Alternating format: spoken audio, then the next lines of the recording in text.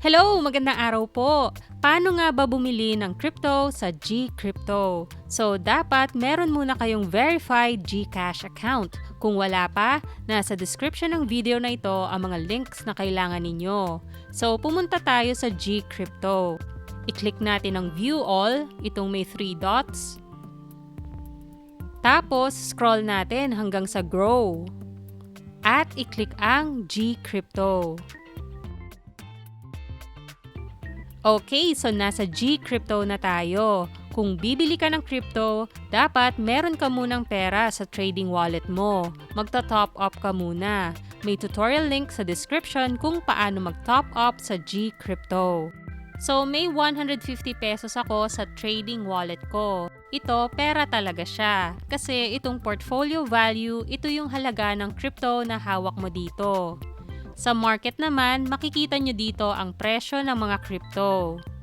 Sa portfolio, makikita mo ang hawak mong crypto. So, meron akong Polygon. Kung gusto nyo munang mag-deposit ng crypto dito, pwede naman. Nasa description ang tutorial link kung paano mag-deposit ng crypto sa GCrypto. Pag may crypto ka dito at gusto mong dagdagan nyo ng parehas na crypto, i-click mo lang siya. Then, makikita mo dito may buy button. Click natin. Then, mapupunta ka dito sa buy page niya. So, balik muna tayo ng konti. Kung gusto mo naman bumili ng crypto na wala ka pa, pwede mong i-click ang trade button dito or pumunta diretso sa market. Then, pili ka ng crypto na gusto mong bilhin. Halimbawa, Cardano.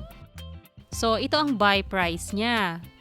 Then, i-click lang ang buy button at mapupunta ka rin sa buy page niya.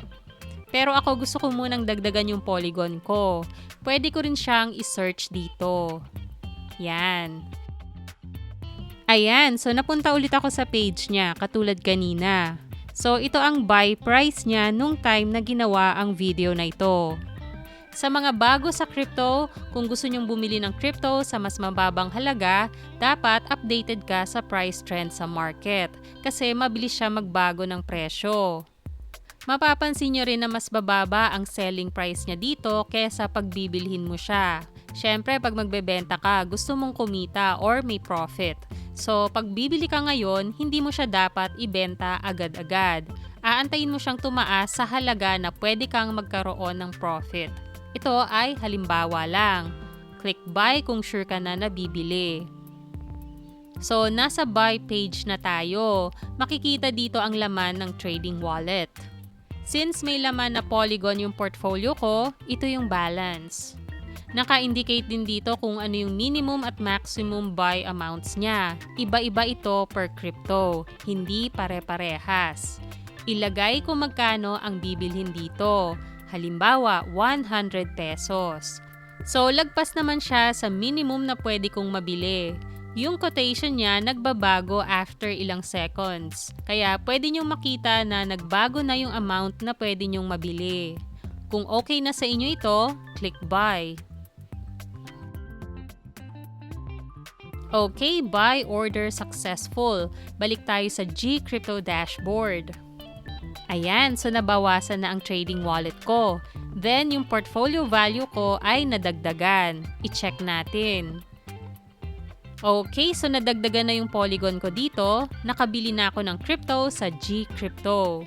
Ang portfolio value, nagbabago to depende sa galaw ng presyo ng hawak nyong crypto.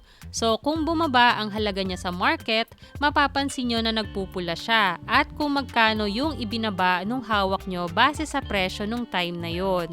Kung tumaas, berde naman. Mapapansin nyo rin yon pag nag-check kayo ng market prices. Okay, thank you for watching. Like, share, and subscribe.